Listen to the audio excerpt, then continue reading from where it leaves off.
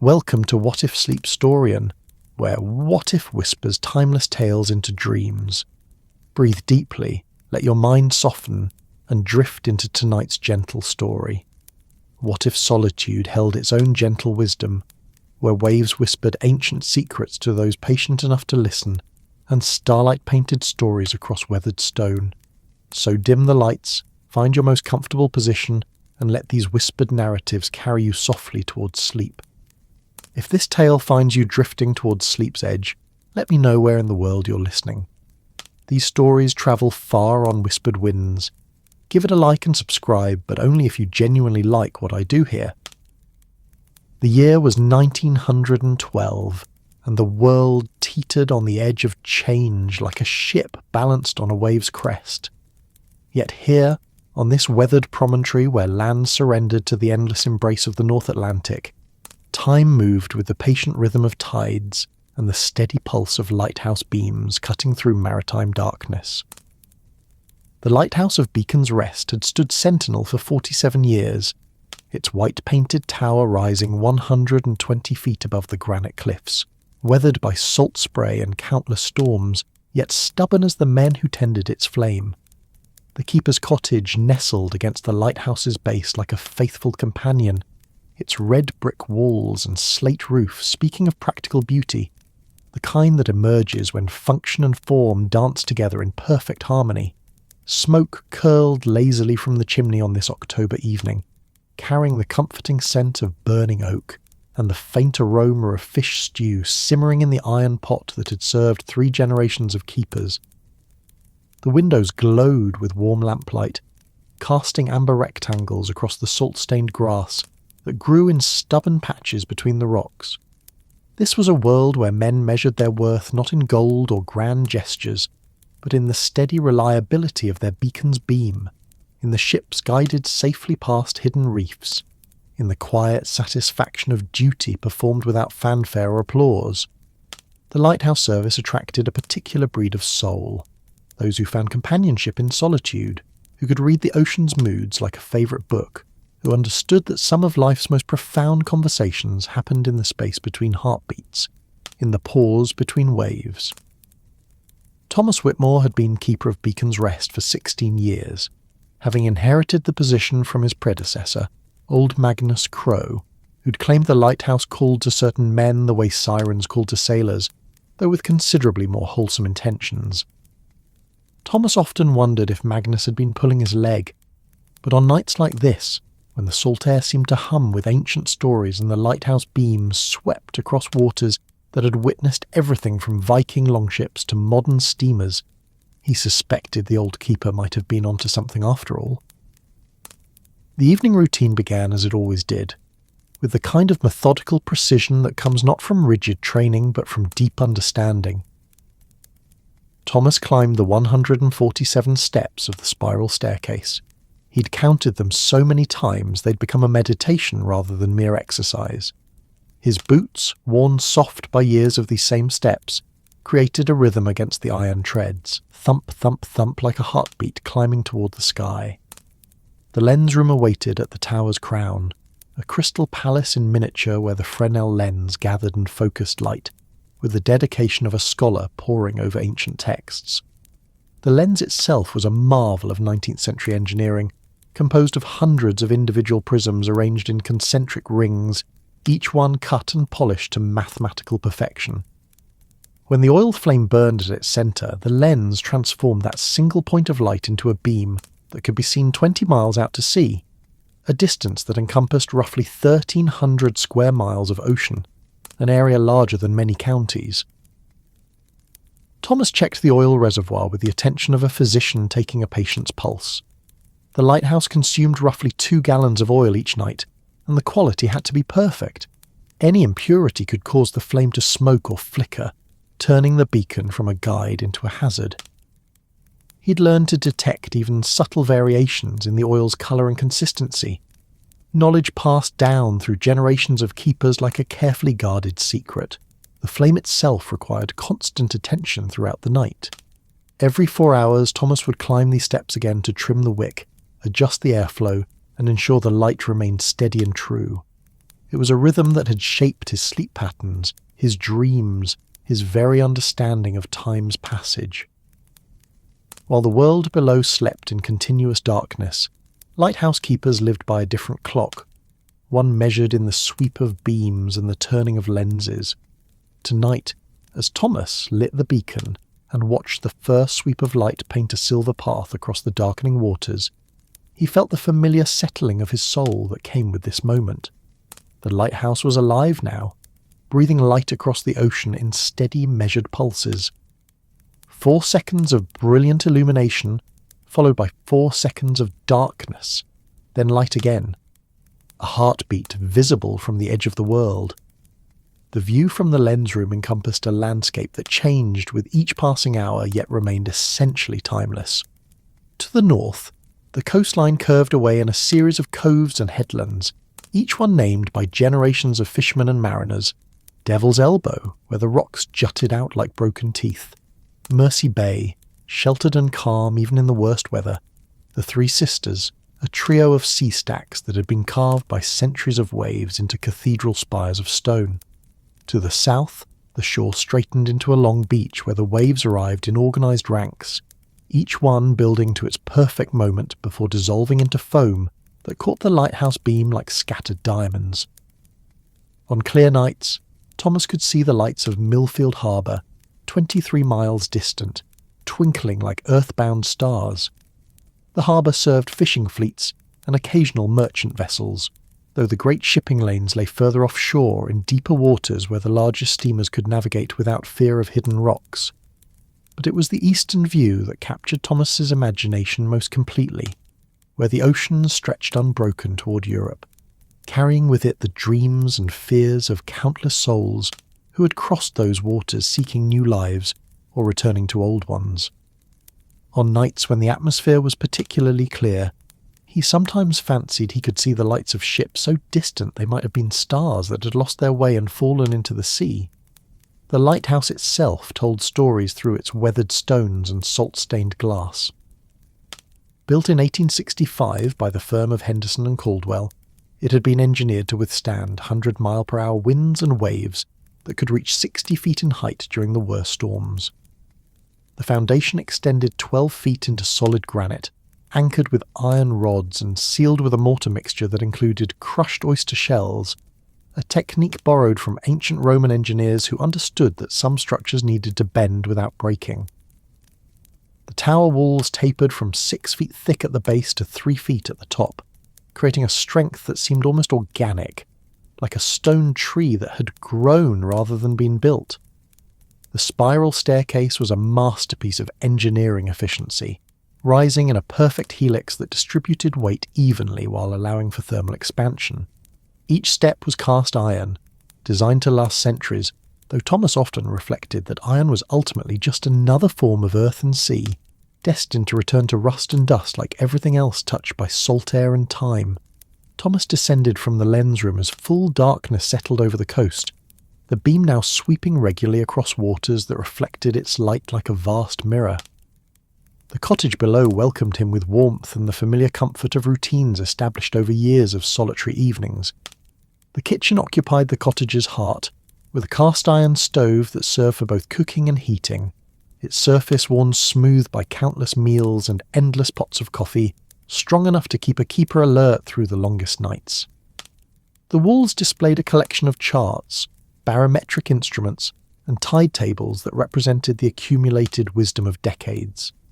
Thomas could read these instruments like a language, understanding how the subtle dance of pressure and temperature, wind direction, and wave height created the ever-changing symphony of coastal weather. The barometer tonight showed steady pressure, suggesting calm weather would persist through the next day. Good news for the fishing fleet that would venture out with dawn's first light. A well-worn leather chair sat beside the window facing east, positioned to catch both the morning sun and the evening view of ships passing on the horizon. The chair's leather had been softened by years of use, shaped to Thomas's form like an old friend who knew exactly how to provide comfort. A small table beside it held the tools of contemplation. A pipe that had belonged to Magnus Crow, a tin of tobacco that carried the sweet scent of Virginia leaves, and a journal bound in oilcloth where Thomas recorded not just the official observations required by the Lighthouse service, but his own thoughts about the rhythms of sea and sky. Tonight's entry would note the wind direction, southwest at 8 knots, the visibility, exceptional, with stars visible to the horizon, and the sea state, calm, with swells of 3 to 4 feet arriving from the deep Atlantic. But Thomas also recorded things that wouldn't appear in any official report. The way the lighthouse beam caught a school of fish swimming near the surface, creating brief flashes of silver light. The sound of seals calling from the rocks below, their voices carrying ancient loneliness across the water. The scent of approaching autumn in the salt air, crisp and clean with hints of the storms that would arrive with winter's advance.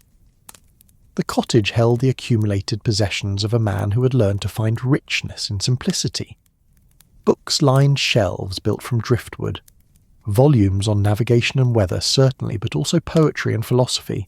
Novels and memoirs that connected this isolated outpost to the wider world of human experience. Thomas particularly treasured a collection of maritime stories by authors who understood the sea's dual nature as both destroyer and protector, as the vast wilderness that separated nations and the highway that connected them. A small radio, purchased just 2 years earlier, occasionally brought news from the outside world, though reception was unreliable and often filled with static that sounded like the ocean itself trying to speak through the airways. Thomas preferred the silence anyway, finding that the constant chatter of voices and music disrupted the subtle conversations between wind and wave, between lighthouse beam and starlight, that formed the true soundtrack of his existence. The kitchen table bore evidence of the evening's simple meal, a bowl that had held fish stew made from cod caught by the Millfield fleet, bread baked from flour that arrived monthly with the supply boat, and tea strong enough to cut through the salt air's chill. Thomas had learned to cook with the patience of someone who understood that good food, like good light, required attention to detail and respect for the process.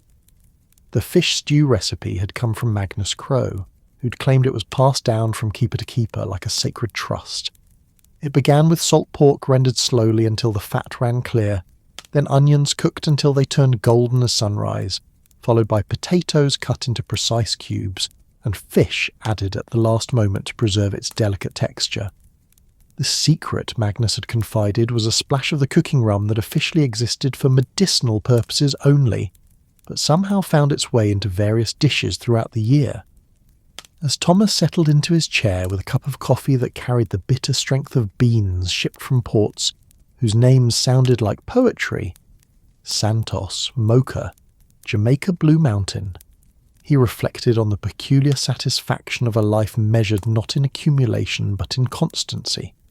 Each night brought the same essential duties: light the beacon, maintain the flame, watch the waters, record the observations. Yet within this framework of routine, infinite variation existed. No 2 nights were exactly alike. Weather systems moved across the ocean like vast, slow thoughts, each one bringing its own signature of wind and wave, pressure and precipitation. Ships passed with their own stories written in the patterns of their lights, the steady progression of merchant vessels following established routes, the erratic movements of fishing boats working the banks, the occasional luxury liner blazing with electric illumination like a floating city celebrating some perpetual festival. Wildlife followed seasonal rhythms that had been established long before humans learned to build towers and tend lights. Migrating birds used the lighthouse as a waypoint during their transcontinental journeys, sometimes resting on the gallery that circled the lens room like exhausted travellers grateful for any shelter. Whales passed offshore during their ancient migrations, their spouts visible in the lighthouse beam like brief prayers sent skyward from the deep ocean. Thomas had learned to read these patterns like a vast, slow-moving book written in the language of tides and stars, wind direction, and animal behaviour. After 16 years, he could predict weather changes hours before his instruments registered them, sensing the subtle shifts in air pressure and wave patterns that preceded each new system's arrival. This knowledge hadn't come from textbooks or formal training, but from the patient observation that filled the quiet hours between his regular duties.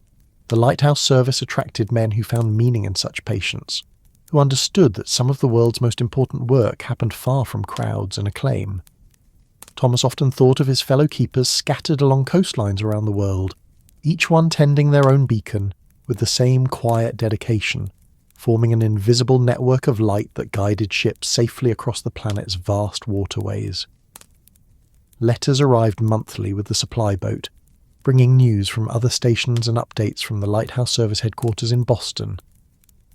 Thomas particularly enjoyed correspondence from keepers at remote stations like his own, men who understood the peculiar satisfaction of solitude, the way silence could become not empty but full, pregnant with possibilities and observations that required stillness to perceive. One such letter, received just last week, had come from Samuel Morse, no relation to the telegraph inventor, though the coincidence amused both men, who kept a station on a rocky island 30 miles off the main coast.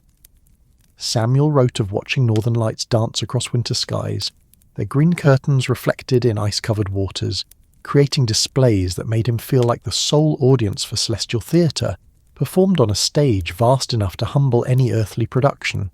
Another correspondent, James Fletcher at Cape Fear Light in North Carolina, described the challenge of maintaining his beacon during hurricane season, when winds could reach speeds that turned rain into horizontal bullets and waves into moving mountains. James wrote with the matter-of-fact tone of someone who'd learned to find courage not in the absence of fear, but in the decision to do one's duty despite it, to keep the light burning even when the world outside seemed determined to extinguish everything human-made and fragile. These letters formed threads in a tapestry of shared experience that connected isolated men across vast distances, creating a community built not on physical proximity, but on common purpose and mutual understanding. Thomas kept the letters in a wooden box that had once held imported tea, reading them occasionally when the isolation felt heavier than usual, reminding himself that he was part of something larger than his solitary vigil. The coffee cup warmed his hands as Thomas gazed out at the lighthouse beam sweeping across waters that held the accumulated stories of centuries. Every ship that had passed this point had carried its own cargo of human dreams and fears, hopes and disappointments. Immigrant vessels had brought families seeking new lives in America, their passengers crowded into steerage compartments, clutching letters from relatives who'd made the journey before them, and photographs of children who'd grown too large to recognize by the time their parents arrived. Merchant ships had carried the raw materials of commerce, cotton from southern plantations, lumber from northern forests, grain from Midwestern farms, binding the continent together through networks of trade that made cities like New York and San Francisco possible.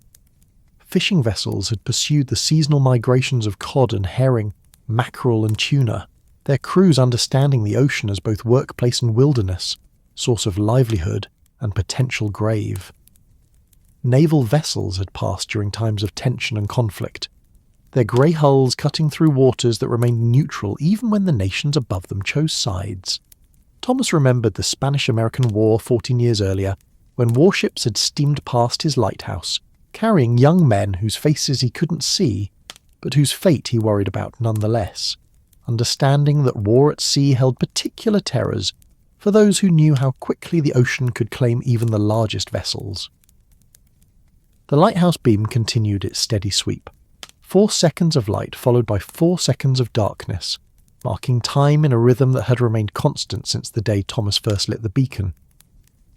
This consistency was both the greatest challenge and the deepest satisfaction of lighthouse keeping, the understanding that ships and sailors depended on this light appearing exactly when and where they expected it, that any failure of attention or equipment could mean the difference between safe harbour and disaster. Thomas rose from his chair and climbed the stairs again for his 10 o'clock inspection, a ritual that would be repeated at 2 in the morning and again at 6. The wick burned cleanly, the oil flowed smoothly, the lens rotated with the steady precision of clockwork. Everything functioned as it should, yet Thomas knew that mechanical reliability was only part of a lighthouse keeper's responsibility. The other part was less tangible but equally important, the human presence that transformed an automated beacon into a true beacon of hope. Sailors spoke of the comfort they felt when they saw a lighthouse beam, not just because it marked safe passage, but because it represented another human being maintaining watch through the night, standing guard against the ocean's indifference. This psychological comfort was harder to measure than the beam's range or the lens's efficiency, but Thomas understood its importance from letters he'd received over the years, from captains whose ships had been guided safely past his rocks during difficult passages. One such letter, from the captain of a merchant vessel that had encountered heavy fog 3 years earlier, described how the steady pulse of Beacon's rest light had provided not just navigation, but reassurance during 12 hours of near-zero visibility. The captain wrote that knowing someone was tending that light, making sure it burned true and bright, had helped his crew maintain the calm confidence necessary for safe seamanship during conditions that could have easily led to panic and disaster. These letters reminded Thomas that his solitary vigil connected him to the broader human community in ways that weren't always visible but were always meaningful. Every ship that passed safely carried people with their own stories, their own reasons for being on the water, their own loved ones waiting for their safe return. The lighthouse beam reached across the darkness to touch these stories, to play a small but vital part in their successful completion. The October night air carried the scent of autumn's approach, the first hint of the storms that would arrive with winter, bringing challenges that would test both the lighthouse's engineering and the keeper's resolve. Thomas had weathered 15 winters at Beacon's Rest, learning to read the subtle signs that preceded each storm system, the change in wave patterns as deep ocean swells began arriving from distant disturbances, the shift in wind direction that signalled approaching low-pressure systems, the particular quality of light that preceded the season's first true tempest. Winter storms at this latitude could be spectacular and terrifying, with waves that reached the lighthouse gallery 90 feet above normal sea level and winds that made the entire tower vibrate like a tuning fork. During the worst weather, Thomas would remain in the lens room for hours at a time, monitoring the beacon and making constant adjustments to compensate for the building's movement and the challenge of maintaining a steady flame in conditions that seemed designed to extinguish any human-made light. But even the most severe storms eventually passed, leaving behind skies scoured clean and seas that sparkled with the particular brilliance that followed nature's most dramatic performances. Thomas had learned to find beauty in these violent displays, understanding them as part of the ocean's eternal conversation with the sky, a dialogue conducted in the languages of wind and wave, pressure and precipitation, that had been going on since long before humans learned to build towers or tend lights. The midnight watch approached, bringing with it the deepest hours of the keeper's vigil. These were the hours when the boundary between day and night dissolved completely, when time seemed to move with the rhythm of tides rather than clocks, when the lighthouse beam became not just a navigation aid, but a meditation on the nature of light itself, its power to pierce darkness, its ability to provide comfort across vast distances, its role as both practical tool and spiritual metaphor. Thomas prepared for the long watch ahead by stoking the stove and brewing a fresh pot of coffee, by checking his weather instruments and updating his log entries, by performing all the small rituals that marked the transition from evening routine to night vigil. But most importantly, he prepared by settling into the patient alertness that lighthouse keeping required, a state of relaxed attention that could be maintained for hours without fatigue, that allowed for both careful observation and peaceful contemplation. The lighthouse beam continued its sweep across waters that held the reflected light like scattered coins tossed by some generous giant. Each pulse illuminated a different section of the ocean's surface, revealing the constant motion of waves and swells, the occasional passage of night-flying birds, the phosphorescent wake of marine animals moving through water that glowed with microscopic life. These brief glimpses of the ocean's nighttime activity reminded Thomas that darkness didn't mean emptiness, that life continued its ancient patterns even when human eyes couldn't see them clearly. Ships occasionally appeared on the horizon, their lights forming constellations that moved slowly across the starfield of the sea. Thomas had learned to identify different types of vessels by their light patterns: merchant ships with their regulation red and green running lights, and white masthead lights arranged according to international maritime law, fishing boats with their working lights, casting nets of illumination across the water as crews pursued their nocturnal harvest. Naval vessels with their more subdued lighting, designed to reveal position without advertising capability or intent. Each ship represented a small world unto itself, carrying its own community of sailors and passengers, its own cargo of dreams and necessities, its own story written in the language of departure and destination.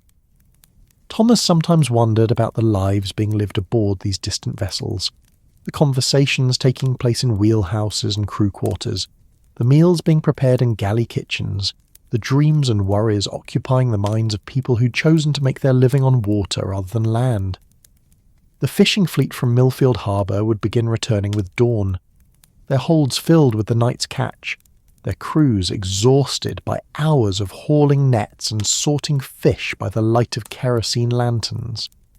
Thomas knew many of these fishermen by name, had watched their boats pass his lighthouse thousands of times over the years, had shared drinks and stories with them during their occasional visits to the station for supplies or shelter during rough weather.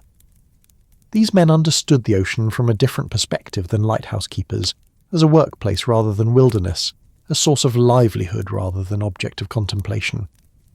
Yet Thomas recognised in their faces the same deep knowledge of wind and wave, weather and tide, that shaped his own understanding of coastal life.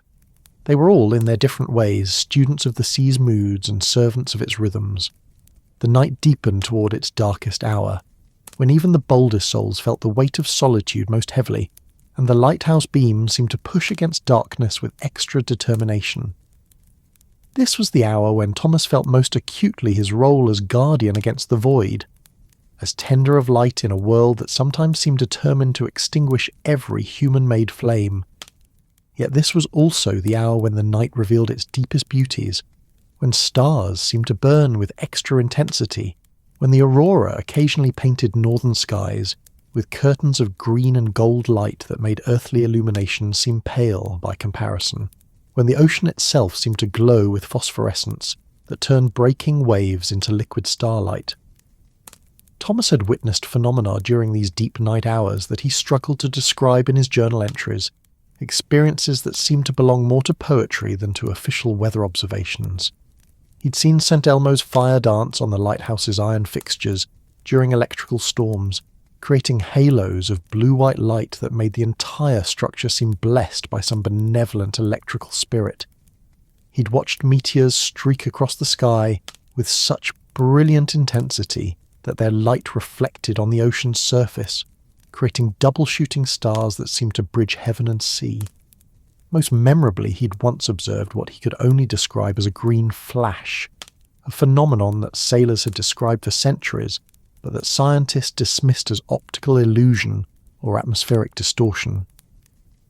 As the sun set on an exceptionally clear evening, the final sliver of solar disk had turned brilliant emerald for just an instant before disappearing below the horizon, as if the day's last light had been transformed into liquid jade by some alchemical process that occurred only under perfect atmospheric conditions. These experiences reminded Thomas that lighthouse keeping was about more than maintaining navigation aids and recording weather data.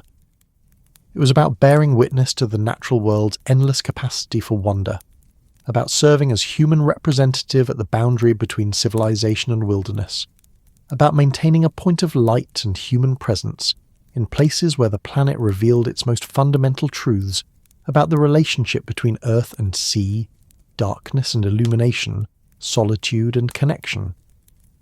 The 2 o'clock inspection found everything functioning perfectly, the beacon burning with steady intensity, the lens rotating with mechanical precision, the oil flowing smoothly through lines that Thomas maintained with the care of a physician tending a patient's circulatory system. He climbed back down the stairs with the satisfaction of someone whose vigilance had been rewarded by reliable performance, whose attention to detail had ensured that ships passing in the night would find the guidance they needed. Back in the cottage, Thomas settled again into his chair with a fresh cup of coffee and opened his journal to record the night's observations. The wind had shifted slightly, now coming from due west at 6 knots. The visibility remained excellent, with stars visible all the way to the horizon. The sea state had calmed further, with swells of only 2 to 3 feet arriving in regular ranks that caught the lighthouse beam like moving mirrors. But Thomas also recorded less quantifiable observations, the way the lighthouse beam seemed to pulse in rhythm with his own heartbeat during the deepest hours of night, creating a sense of synchronization between human and mechanical that made the boundary between keeper and light seem less distinct. He noted the particular quality of silence that occurred around 3 a.m, when even the ocean seemed to quiet its voice to a whisper, when the lighthouse beam moved through air so still it seemed solid. These were the observations that wouldn't appear in official reports, but that captured the true essence of lighthouse keeping, the way extended solitude could heighten awareness of subtleties that escaped notice in the busy world of crowds and constant conversation. Thomas had learned to read the night like a book, written in languages of wind and star position, wave sound and bird call, atmospheric pressure, and the behaviour of light itself as it moved through air of varying density and moisture content. The radio crackled occasionally with static that might have been distant lightning, or might have been ships' wireless operators practicing their Morse code skills during the quiet hours when atmospheric conditions carried signals further than usual. Thomas had learned enough Morse code to follow simple transmissions, finding something comforting in the dots and dashes that connected isolated stations across vast distances, creating networks of communication that functioned even when conventional telephone and telegraph lines failed. Sometimes he received messages intended for the lighthouse service, weather updates from the Boston headquarters, reports from other stations along the coast, occasionally personal messages from fellow keepers who wanted to share news or simply to confirm that another human being was awake and alert during the long night hours. Thomas always responded to these transmissions, understanding how important it was to maintain these threads of connection in a job that required so much solitude. The approaching dawn brought subtle changes that Thomas had learned to recognise through years of careful observation. The quality of darkness began to shift from the absolute black of deepest night to the slightly greyer tone that preceded the first hint of eastern light. The wind often calmed during these pre-dawn hours, as if the earth itself was holding its breath in anticipation of another day's beginning. Birds began stirring in the cliff-face nests below the lighthouse, their first tentative calls joining the constant whisper of waves against rock to create the early morning chorus that marked the transition from night to day.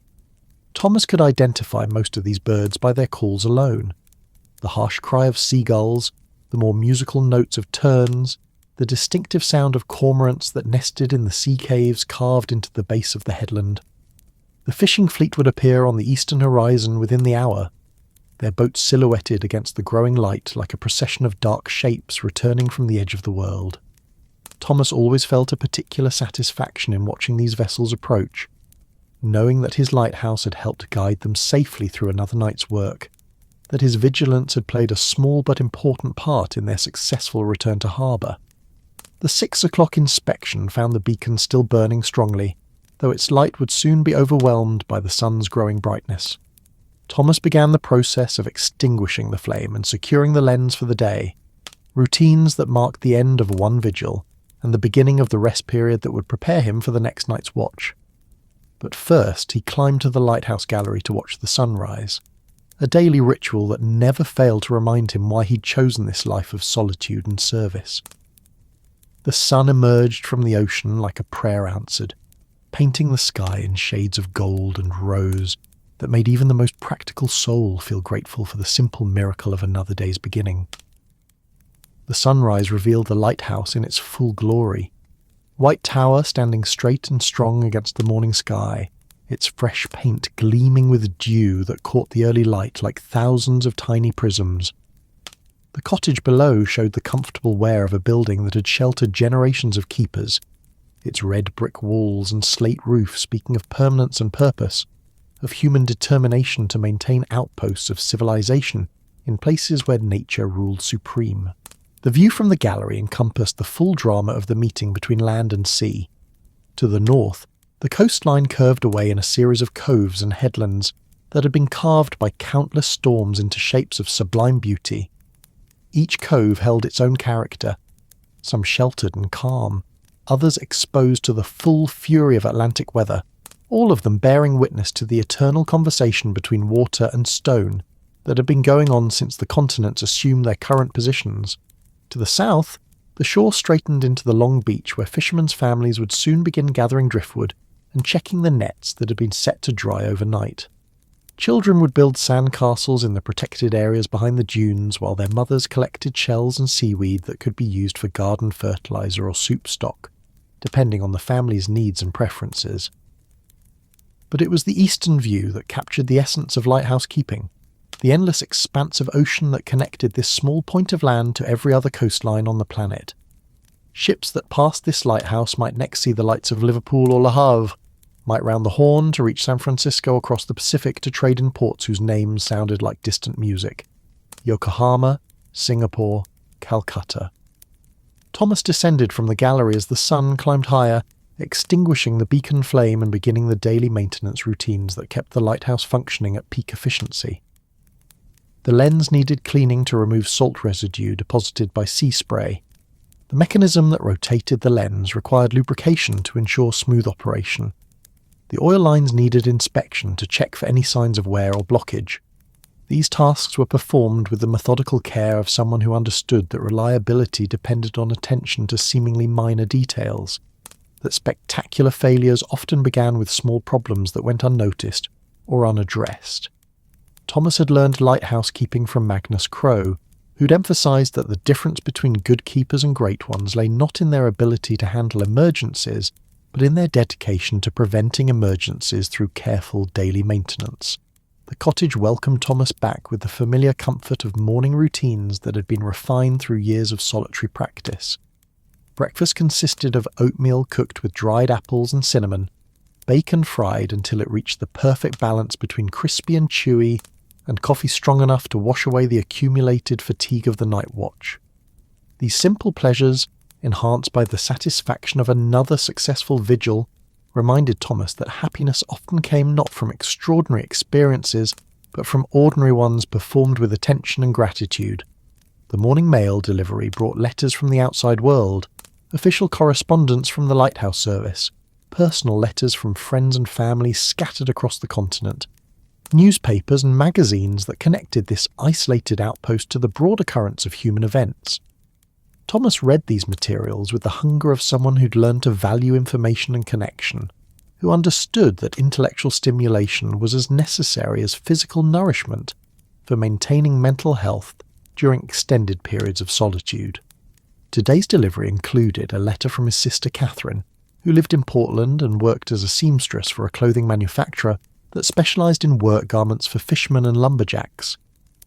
Catherine wrote with the practical affection of someone who understood her brother's choice of life, even if she couldn't imagine making it herself, sharing news of their aging parents and the small dramas of city life that seemed both familiar and foreign to Thomas after 16 years of lighthouse keeping.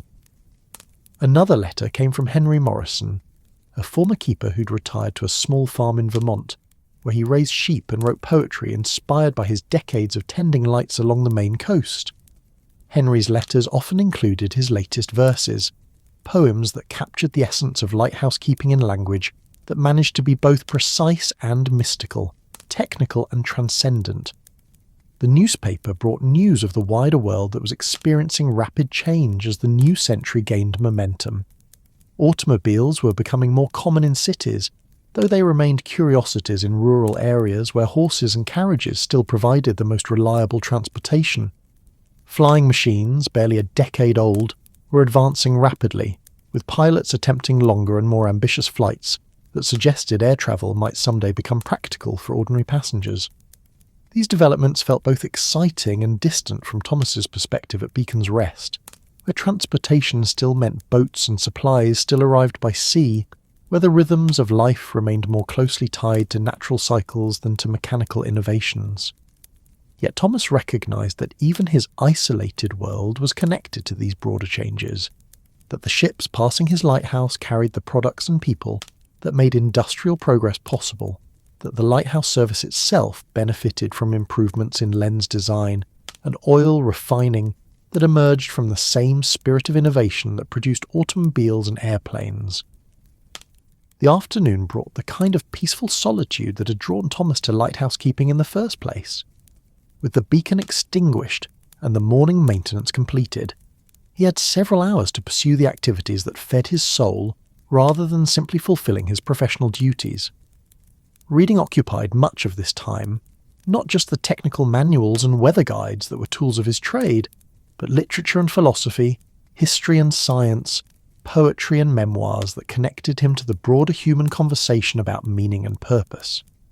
Thomas particularly enjoyed travel narratives written by explorers and naturalists who'd ventured into remote regions, and returned with stories of landscapes and cultures that existed far beyond the reach of telegraph lines and regular mail delivery.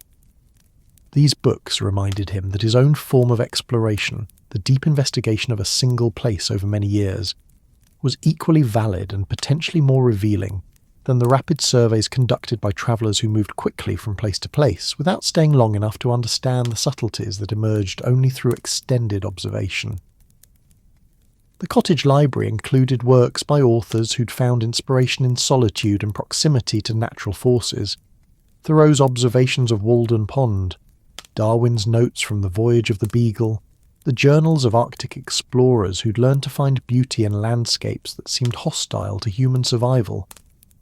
These writers understood that isolation could be a teacher rather than a punishment, that silence could be full rather than empty, that the careful observation of natural phenomena could reveal truths about existence that remained hidden in the rush and noise of conventional social life. Thomas kept his own journal not just for official weather observations, but as a place to record thoughts and insights that emerge from his unique position at the boundary between civilization and wilderness. His entries captured not just the mechanics of lighthouse keeping, but the philosophical implications of spending one's life as a beacon for others, as a human presence maintaining watch in places where the planet revealed its most fundamental truths about the relationship between order and chaos, light and darkness, human purpose and natural indifference. The afternoon hours passed in the gentle rhythm of solitary contentment, punctuated by small tasks that connected Thomas to the practical realities of lighthouse maintenance. He checked the weather instruments, noting that the barometer remained steady and the wind had shifted to northwest at 4 knots, conditions that suggested continued calm weather through the following night. The tide tables indicated high water at 11:47, which would bring the evening's first fishing boats closer to shore as they began their nocturnal pursuits. These calculations and observations formed part of the vast network of maritime intelligence that kept shipping moving safely along the coast. Every lighthouse station contributed to this network, sending daily reports to regional headquarters where weather patterns were analysed and shipping advisories were issued. Thomas took pride in the accuracy of his observations, knowing that captains and harbour masters relied on information gathered by keepers like himself to make decisions that affected both commerce and human safety.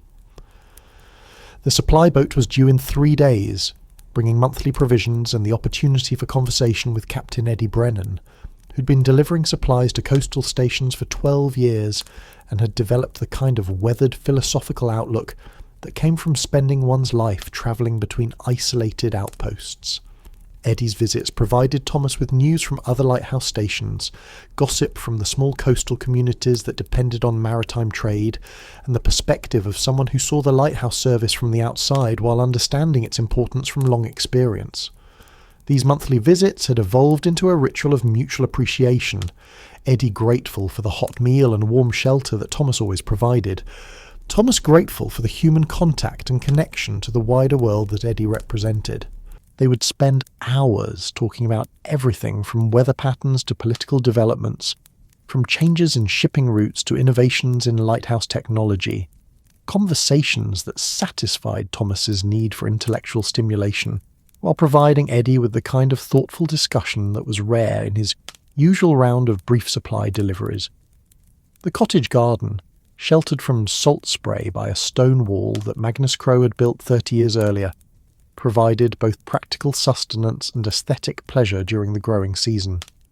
Thomas had expanded the original plantings to include herbs that thrived in the coastal climate, rosemary and thyme that could withstand salt air, sage and oregano that added flavour to the simple meals that formed the backbone of lighthouse cuisine, mint that grew wild near the freshwater spring that supplied the station with drinking water. Vegetables required more protection from the harsh coastal environment, but Thomas had learned to grow hardy varieties that could tolerate wind and salt.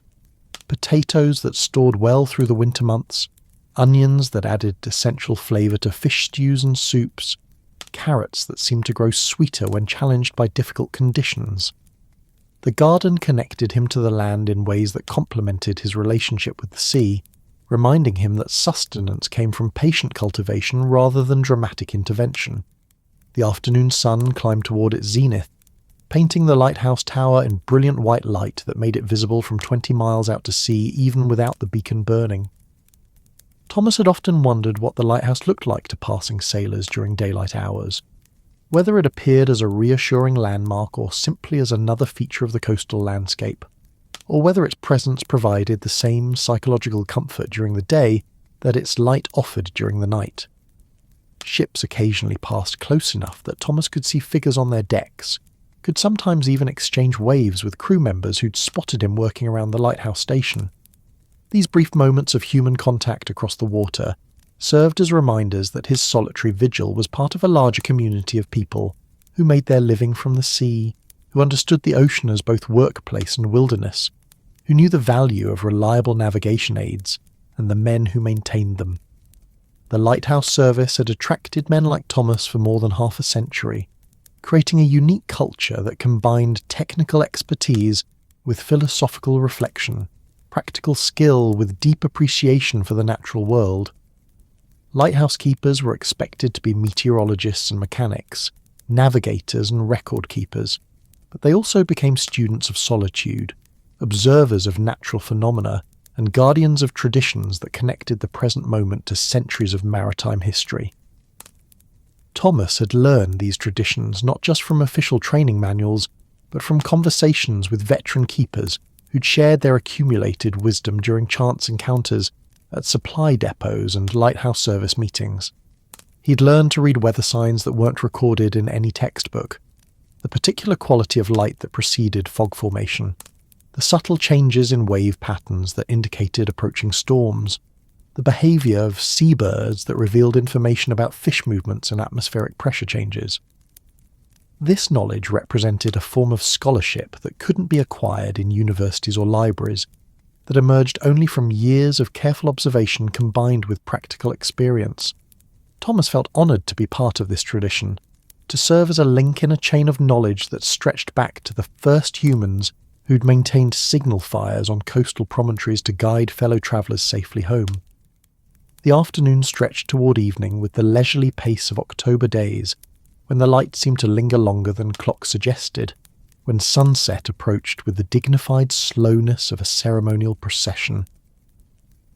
Thomas began preparing for the evening routine that would transform him from daykeeper to night watchman, from maintenance worker to guardian of the light that would soon begin its patient sweep across darkening waters. The transformation began with personal rituals that marked the transition from daylight activities to nocturnal duties. Thomas shaved with the care of someone who understood that attention to personal grooming was part of maintaining morale during extended solitude, that self-respect required the same daily attention as lighthouse maintenance. He changed into the clean clothes that he kept specifically for night watch duty, understanding that the hours of darkness deserved the same professional presentation as daytime activities. Dinner preparation occupied the kind of careful attention that turned simple cooking into meditation. Tonight's meal would be simple but satisfying. Fresh fish that he'd caught from the rocks below the lighthouse that morning, potatoes from the garden store, bread baked 2 days earlier in the cottage's small oven. The fish had been a fine specimen, a striped bass that had fought with the kind of intelligent determination that made Thomas respect his opponent even as he worked to land it. The cooking process connected Thomas to generations of lighthouse keepers who'd learned to find sustenance from the sea that surrounded their stations. The techniques had been passed down through informal apprenticeships, keeper to keeper, creating a tradition of coastal cuisine that reflected both practical necessity and genuine appreciation for the ocean's bounty. Fish prepared simply, with just salt and butter and herbs from the garden, captured flavours that more elaborate preparations often obscured.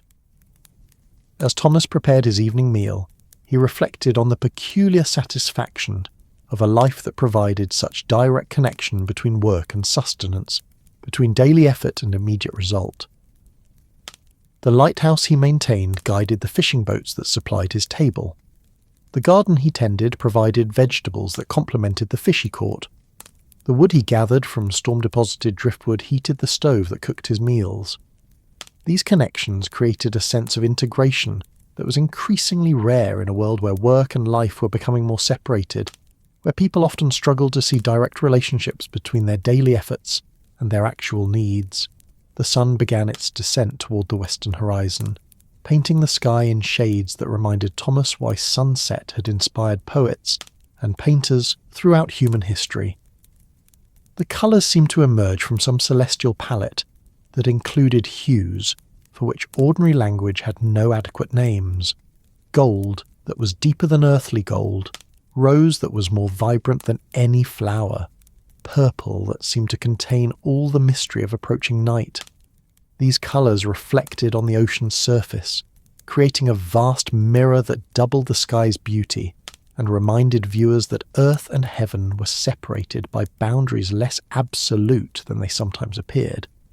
The lighthouse stood silhouetted against this magnificent backdrop, its white tower transformed into a dark pillar that connected the glowing sea to the luminous sky, serving as a bridge between elements that might otherwise seem disconnected. Thomas climbed the lighthouse stairs for the evening lighting ceremony, carrying with him the accumulated satisfaction of another day successfully completed. The stairs no longer felt like exercise after 16 years of twice-daily climbs. They'd become a form of moving meditation, a rhythmic ascent that prepared his mind for the transition from daykeeper to night guardian. The lens room awaited him with its familiar combination of precision engineering and practical magic.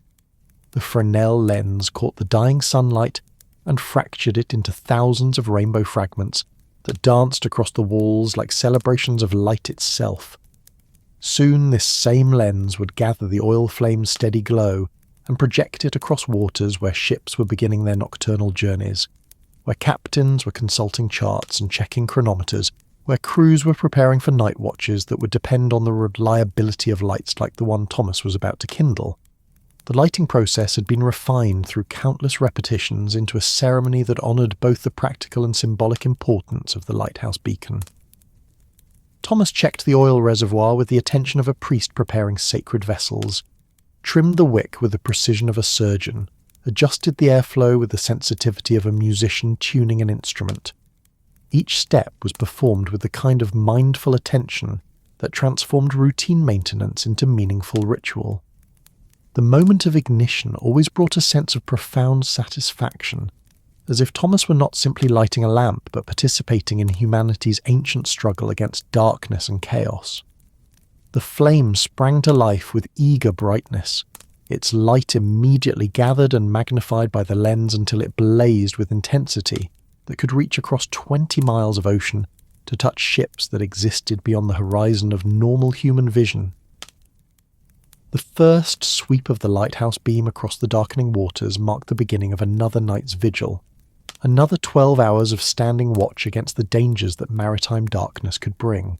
Thomas settled into the rhythm of observation and maintenance that would carry him through until dawn, feeling the familiar sense of purpose that came with the knowledge that his vigilance mattered, that ships and sailors depended on the reliability of his light. The ocean spread before him like a vast manuscript written in languages of wave and wind, current and tide, that he'd been learning to read for 16 years. Tonight's conditions were nearly perfect for safe navigation. Calm seas, clear skies, excellent visibility that would allow ships to see the lighthouse beam from its maximum range. The barometer remained steady, the wind had dropped to a gentle breeze, and the stars were beginning to appear with the brilliant clarity that came only on nights when atmospheric conditions created perfect transparency. Ships would take advantage of such conditions to make good time along coastal routes that could be treacherous during stormy weather. Thomas expected to see more traffic than usual tonight. merchant vessels that had been waiting for favourable conditions, fishing boats venturing further offshore than they would during rougher weather, perhaps even passenger ships carrying travellers who preferred calm seas to the dramatic passages that some vessels encountered during Atlantic crossings. Each ship that passed would carry its own community of souls, its own cargo of dreams and necessities, its own story written in the ancient language of departure and destination. Thomas had learned to read these stories in the patterns of lights that moved across his horizon, in the speed and direction of vessels that appeared as distant constellations against the starfield of the sea. The evening deepened into full night, as Thomas maintained his watch from the lens room, monitoring the beacon's performance while observing the subtle changes that mark the ocean's transition from day to night. The water itself seemed to become more mysterious after dark, its surface reflecting starlight and lighthouse beam in patterns that suggested depths and possibilities that daylight somehow obscured. Night sounds emerged as daylight sounds faded, the different rhythm of waves against rock when heard in darkness, the calls of nocturnal seabirds that hunted fish attracted to surface waters by the moon's gravitational pull, the distant whistle of wind through the lighthouse's iron fixtures that created a subtle musical accompaniment to the visual symphony of light and shadow. Thomas descended from the lens room for his 10 o'clock rounds, checking the cottage systems and preparing for the long watch ahead. The kitchen welcomed him with warmth and the lingering aromas of the dinner he'd enjoyed earlier, reminding him that even the most dedicated professional duties were enhanced by attention to simple comforts that made solitary life not just bearable, but genuinely pleasant. The coffee pot produced its evening offering of stimulation and comfort, the brew strong enough to maintain alertness through the night hours, but not so intense as to create jittery nervousness that could interfere with the calm attention that lighthouse keeping required. Thomas had perfected his coffee preparation through years of nocturnal experimentation, learning exactly how much coffee and how long a brewing time produced the ideal balance of flavour and effectiveness. The cottage radio crackled with the evening weather report from Boston, confirming Thomas's own observations about the stable high-pressure system that would maintain clear conditions through the following day.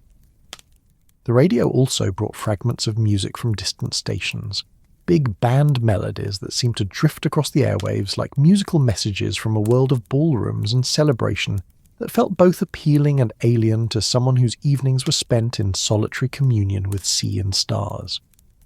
The midnight watch approached with its promise of the deepest hours of night observation, when the boundary between waking and dreaming became most permeable, when the lighthouse beam seemed to penetrate not just physical darkness, but the metaphysical mysteries that daylight somehow kept hidden. These were the hours when Thomas felt most acutely his role as sentinel and guardian, as human representative at the boundary between the known and unknown. The lens room at midnight became a crow's nest suspended between earth and sky, between the solid reality of the lighthouse structure and the infinite possibilities suggested by stars that seemed close enough to touch. The beam's regular sweep created a rhythm that synchronized with Thomas's breathing, with his heartbeat, with some deeper pulse that connected individual consciousness to the vast rhythms of tide and planetary rotation. Ships moved across the horizon like slow-moving prayers, their lights forming temporary constellations that appeared and disappeared, according to schedules known only to their captains and the commercial forces that drove maritime trade. Thomas watched these vessels with the attention of someone who understood that each one represented countless individual stories, countless moments of hope and fear, ambition and uncertainty that were being lived out on waters that remained fundamentally indifferent to human concerns. Yet the lighthouse beam reached across this indifference to provide guidance and comfort, to serve as proof that humans could create islands of reliability and care, even in environments that seemed designed to test every assumption about security and permanence. The beam's steady pulse announced to every passing ship that someone was keeping watch, that navigational aids were being maintained, that the ancient human tradition of helping strangers find their way safely home continued even in an age of rapid technological change. The 2 o'clock inspection found all systems functioning perfectly, the beacon burning with steady intensity that had remained constant since the evening lighting. Thomas performed his checks with the automatic precision of someone whose routines had been refined through thousands of repetitions. Yet he never allowed this familiarity to become carelessness, understanding that lighthouse keeping was one profession where momentary inattention could have consequences that extended far beyond personal responsibility.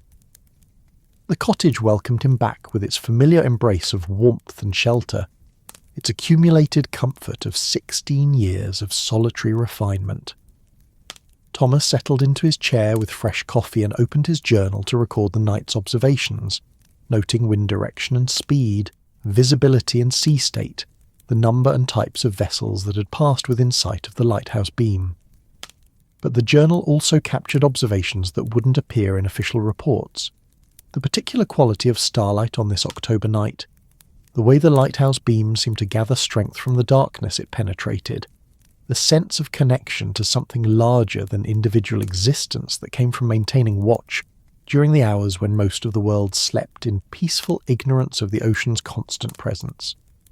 These personal observations represented Thomas's attempt to document experiences that had no place in official weather reports, but that captured the essential truth of what it meant to spend one's life as a keeper of light in places where human presence was both necessary and precarious. The journal served as evidence that the lighthouse vigil was about more than technical maintenance, that it was a form of witness-bearing, a way of paying attention to the natural world that honoured both its beauty and its power.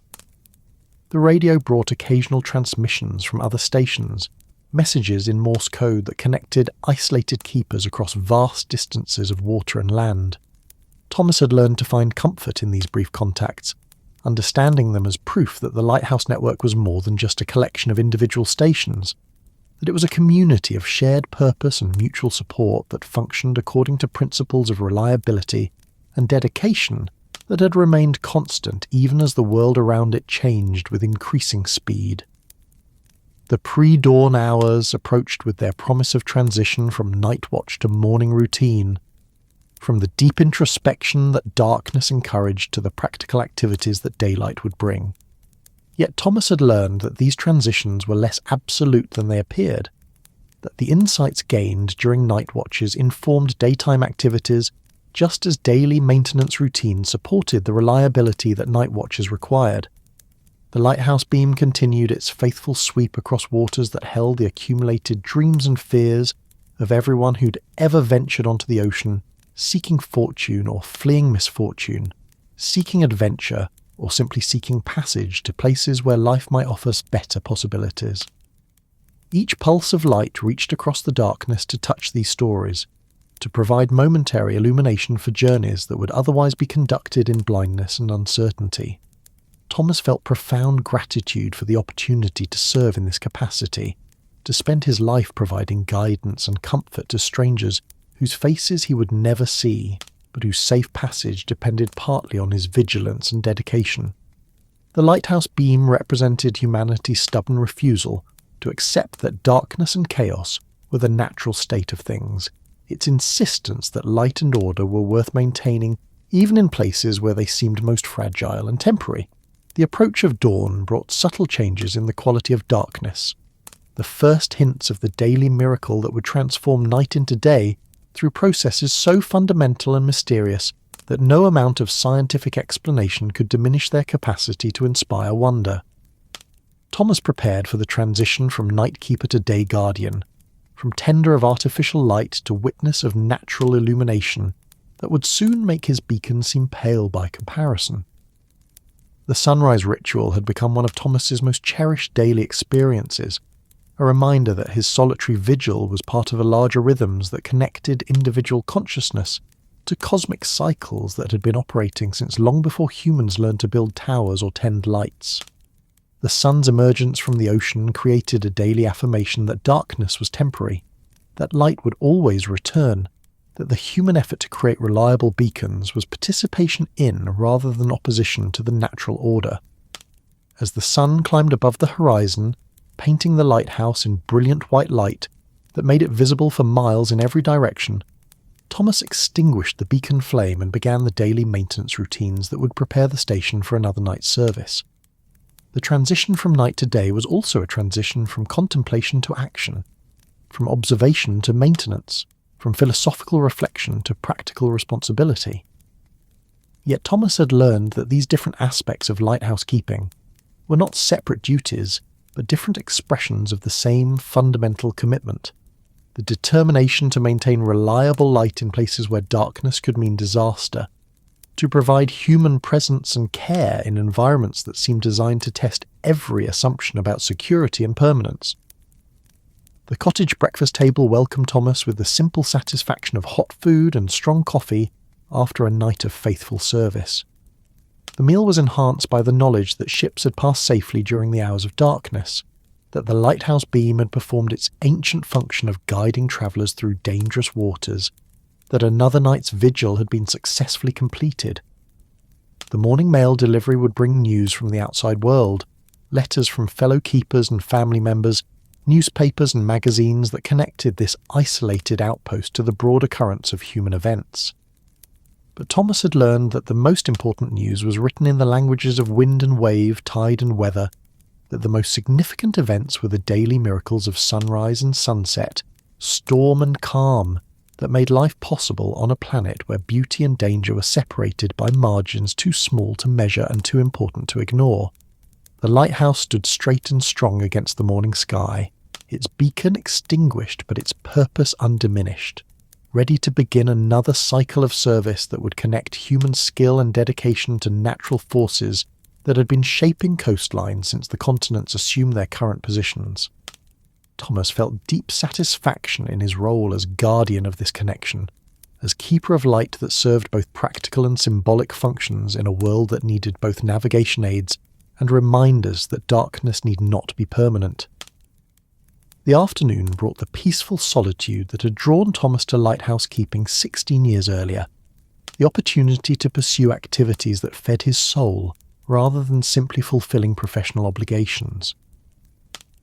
The cottage library offered escape into worlds of imagination and learning, while the lighthouse itself provided a platform for observing the natural world with the kind of sustained attention that revealed truths invisible to casual observation. Evening approached with its promise of another night's vigil, another opportunity to serve as guardian of the light that connected this isolated outpost to the vast network of navigation aids that made maritime commerce and travel possible. Thomas prepared for the evening lighting ceremony with the same careful attention he'd brought to this task thousands of times before, understanding that reliability was not just a professional requirement, but a sacred trust that connected him to centuries of keepers who'd maintained their vigils despite storms and wars, loneliness and hardship. The lighthouse beam would soon begin another night's sweep across waters that held infinite stories of human courage and folly, determination and despair, hope and fear. Thomas felt honoured to play his small part in these stories, to provide the reliable light that helped ensure they ended in safe harbour rather than disaster. The beam would reach across darkness to touch lives he would never know directly, but whose safe passage would depend partly on his faithfulness to duties that connected individual service to the larger human project of creating islands of safety and reliability in a world where such things could never be taken for granted. As the sun set and Thomas climbed the lighthouse stairs to kindle the evening flame, he carried with him the accumulated satisfaction of another day in service to something larger than individual ambition or personal comfort. The lighthouse beam that would soon blaze across the darkening waters represented humanity's ancient determination to help strangers find their way safely home, to maintain beacons of hope and guidance even in the most isolated and challenging circumstances. The flame sprang to life with eager brightness, its light immediately gathered and magnified by the Fresnel lens until it blazed with intensity that could reach ships beyond the horizon of normal vision. The first sweep of light across the waters marked the beginning of another night's vigil, another chapter in the ongoing story of human beings who chose to spend their lives serving as beacons for others, as guardians of light in places where darkness could mean the difference between safe passage and disaster. Thomas settled into the rhythm of night watch that had shaped his existence for 16 years, feeling the familiar sense of purpose that came with the knowledge that his solitary vigil mattered, that ships and sailors depended on the reliability of his light, that he was part of a tradition of service that connected individual dedication to the larger human story of courage and care, determination and mutual aid, that made civilization possible even in the most challenging environments. The lighthouse beam swept across waters that reflected its light like scattered diamonds, carrying with it the hopes and dreams of everyone who'd ever looked to such lights for guidance and comfort. The beam reached beyond the horizon to touch stories that Thomas would never know completely, but that his faithful service helped bring to successful conclusions, creating connections between strangers that proved the ancient truth that we are all, in the end, keepers of lights for one another, guardians of beacons that help our fellow travellers find their way safely home. The night deepened around the faithful lighthouse, its beam sweeping steadily across waters where ships moved like prayers made visible, their lights forming temporary constellations in the vast darkness that separated all travellers from the safe harbours they sought. Thomas maintained his watch, with the quiet satisfaction of someone whose life had found its proper purpose, whose solitary vigil served the larger community of souls, who ventured onto waters that were beautiful and terrible, nurturing and dangerous, full of possibilities that required reliable lights to help transform them into realities. The deep midnight hours brought their own particular magic, when the lighthouse beams seemed to pulse, not just with mechanical precision, but with something approaching consciousness, as if the tower itself had developed awareness of its purpose and took pride in the reliability of its service. Thomas had noticed this phenomenon many times during his 16 years of keeping, the way the lighthouse seemed most alive during the darkest hours, when its light was most needed and most appreciated by those who depended on its guidance. The ocean at midnight revealed secrets that daylight kept hidden. Phosphorescent plankton created trails of blue-green fire in the wake of passing ships, transforming ordinary vessels into magical craft that seemed to sail through liquid starlight. Whales passed in the deep waters beyond the continental shelf, their spouts visible in the lighthouse beam like brief prayers sent skyward from the planet's most mysterious inhabitants. Schools of fish moved near the surface, creating silver flashes that caught the rotating light and transformed the sea into a vast mirror ball, celebrating some cosmic dance that had been going on since the oceans first formed. Thomas descended from the lens room for his 2:30 check, finding the cottage wrapped in the particular quality of silence that existed only in the deepest hours of night. The kitchen stove radiated gentle warmth that pushed back against the October chill, creating a circle of comfort that made the cottage feel like a ship's cabin anchored in an ocean of darkness. The coffee pot produced its familiar offering of bitter strength and aromatic comfort, the brew enhanced by the knowledge that it was sustaining someone engaged in essential work that connected individual effort to the safety of strangers. The cottage windows framed views of the lighthouse beam as it swept across waters that seemed to glow with their own internal light, as if the ocean itself was contributing to the navigation aids that made night travel possible. The beam's passage revealed different aspects of the seascape with each rotation, the white foam of waves breaking against the offshore rocks, the dark silhouettes of fishing boats working their nets in the deeper waters, the occasional glint of a ship's metal fixtures catching the light as vessels passed at the edge of visibility. These glimpses of maritime activity reminded Thomas that his solitary vigil was part of a vast network of human effort that kept commerce and communication flowing between distant ports. Every ship that passed his lighthouse was connected to countless other lives. The families of sailors who waited for their safe return, the merchants who depended on cargo arriving on schedule, the passengers who trusted their lives to the skill of captains and the reliability of navigation aids maintained by keepers like himself. The radio crackled with occasional transmissions from ships calling out their positions to coastal stations, their voices carrying across the airwaves like electronic bottles cast into an ocean of electromagnetic waves. Thomas had learned to recognize some of these voices, regular callers who followed predictable routes, and whose check-ins provided reassurance that the maritime world was functioning according to its ancient rhythms of departure and arrival, cargo and passenger service, fishing and trade. One transmission tonight came from the merchant vessel Atlantic Star, inbound from Liverpool, with a cargo of manufactured goods and a passenger list that included immigrants seeking new lives in America. The captain's voice carried the confidence of someone who'd made this crossing dozens of times, but also the underlying awareness that the ocean demanded constant respect regardless of how familiar the route might seem. Thomas plotted the ship's reported position on his chart, noting that it would pass within sight of Beacon's Rest just before dawn. Another transmission originated from the fishing vessel, Mary Catherine, working the banks 30 miles offshore where the continental shelf dropped away into the Atlantic's deepest waters. The boat's captain reported good fishing conditions and a hold that was nearly full of cod and haddock that would reach the Millfield Harbour market by afternoon. This news would be welcome in the coastal communities that depended on the fishing fleet for both employment and sustenance, where the success or failure of each night's work affected dozens of families who waited on shore for the boat's return. The lighthouse beam continued its faithful rotation, marking time in 4-second intervals that had remained constant since Thomas first lit the beacon 16 years earlier. This consistency represented more than mere mechanical reliability. It embodied the human commitment to maintaining order and safety in environments that could quickly become chaotic and dangerous.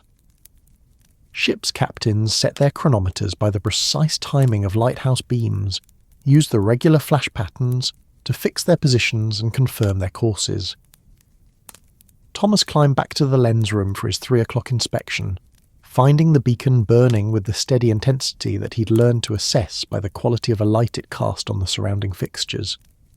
The flame's colour indicated perfect oil flow and proper wick adjustment. The lens rotation proceeded with the smooth precision of clockwork that had been maintained through daily attention to lubrication and adjustment. The ventilation system drew air through the lamp chamber at exactly the rate needed to support complete combustion without creating harmful drafts. These technical assessments had become second nature after 16 years of lighthouse keeping. Yet Thomas never allowed familiarity to breed carelessness.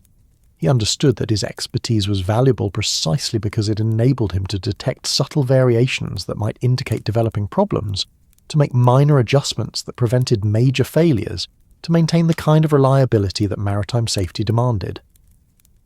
The view from the lens room at 3 a.m. encompassed a seascape that seemed to exist in a realm between waking and dreaming, where the boundary between reality and imagination became permeable enough to allow visions that daylight somehow kept hidden.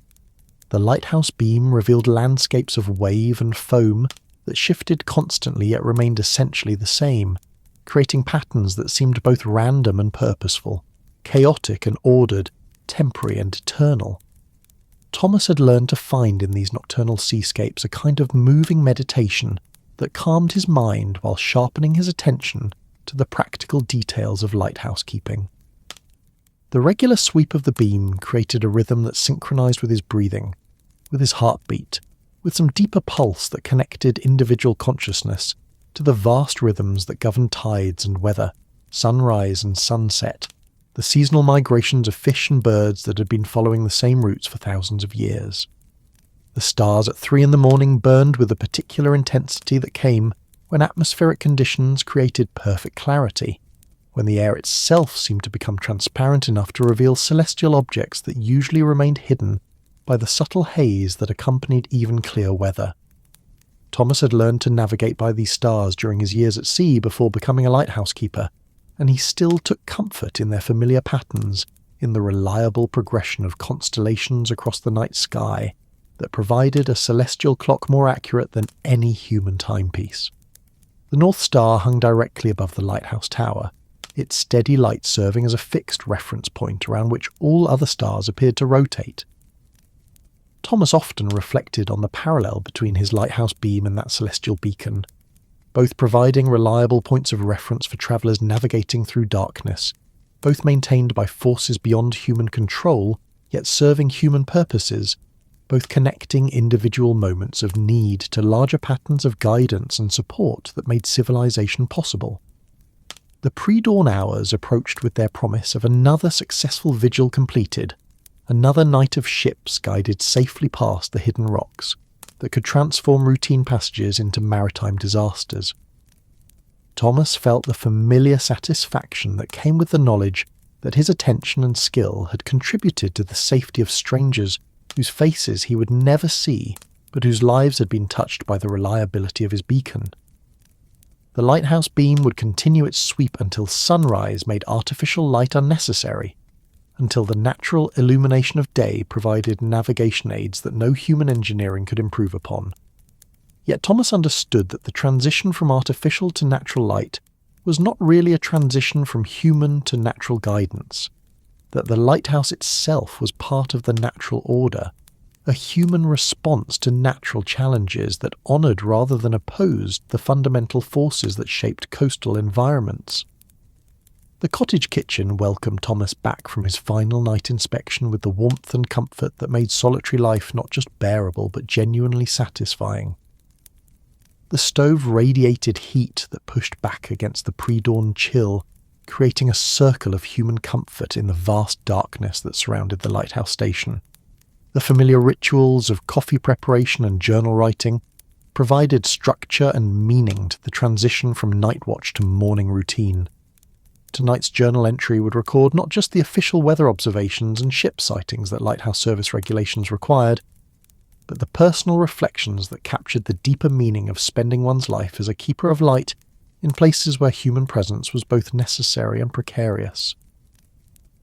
The entry would note the particular quality of starlight that had made this night memorable, the way the lighthouse beam had seemed to gather strength from the darkness it penetrated, the sense of connection to something larger than individual existence that came from maintaining watch during the hours when most of the world slept. These personal observations represented Thomas's attempt to document experiences that had no place in official reports, but that captured the essential truth of lighthouse keeping, that it was about more than technical maintenance and a weather recording, that it was a form of witness-bearing that honoured both the beauty and power of the natural world while serving the practical needs of the human community that depended on safe navigation. The radio brought the 4 o'clock weather report from Boston, confirming Thomas's own observations about the stable high-pressure system that would maintain clear conditions through the following day. The report also included updates on shipping traffic and weather conditions along the coast, information that helped Thomas understand how his own station fit into the larger network of navigation aids and weather monitoring that kept maritime commerce functioning safely and efficiently. The pre-dawn darkness began its subtle transformation toward the grey light that preceded sunrise, marking the approach of another daily miracle that never failed to inspire wonder, regardless of how many times Thomas had witnessed it. The lighthouse beam would soon be extinguished, its artificial light overwhelmed by the natural illumination that made human-made beacons seem pale by comparison. Yet the transition represented continuity rather than replacement, the same human commitment to providing guidance and safety expressed through different means as conditions changed. The sunrise approached with the dignified slowness of a celestial ceremony that had been performed every day since the Earth began rotating on its axis. Yet each performance seemed unique and unrepeatable, each dawn bringing its own combination of colours and atmospheric conditions that made the familiar seem miraculous. Thomas prepared for the daily ritual of extinguishing the beacon and watching the sun emerge from the ocean like a prayer answered, like proof that light would always return after even the darkest nights. The lighthouse stood ready for another day of service, its beacon extinguished but its purpose undiminished, prepared to begin another cycle of the routine that connected human skill and dedication to natural forces that had been shaping coastlines since the continents assumed their current positions. Thomas felt deep gratitude for the opportunity to serve as guardian of this connection, as keeper of light that served both practical and symbolic functions in a world that needed both navigation aids and reminders that darkness need not be permanent. The sun broke free of the horizon in a burst of golden light that painted the lighthouse tower in brilliant white radiance and set the ocean ablaze with reflected fire. The daily miracle of sunrise transformed the familiar seascape into something that seemed almost supernatural in its beauty, reminding Thomas why he had chosen a life that provided front-row seats to the planet's most spectacular daily performances. As the lighthouse beam faded into insignificance beside the sun's overwhelming brightness, Thomas felt the satisfaction of another vigil successfully completed, another night of faithful service to the maritime community, that depended on the reliability of coastal navigation aids. The beacon that had burned through the darkness would rest during the daylight hours, gathering strength for another night's service, another opportunity to reach across the waters with light that connected human dedication to the ancient human project of helping strangers find their way safely home. The lighthouse would stand ready for whatever challenges the next night might bring, storms that would test its engineering and the keeper's resolve, calm weather that would make navigation seem deceptively easy, the endless variety of conditions that made each night's vigil unique, while serving the same essential purpose that had drawn humans to build beacon fires on coastal promontories since they first learned to travel by water. Thomas descended from the lens room with the contentment of someone whose life had found its proper purpose, whose solitary service connected individual effort to the larger human story of mutual aid and shared responsibility that made civilization possible even in the most challenging environments.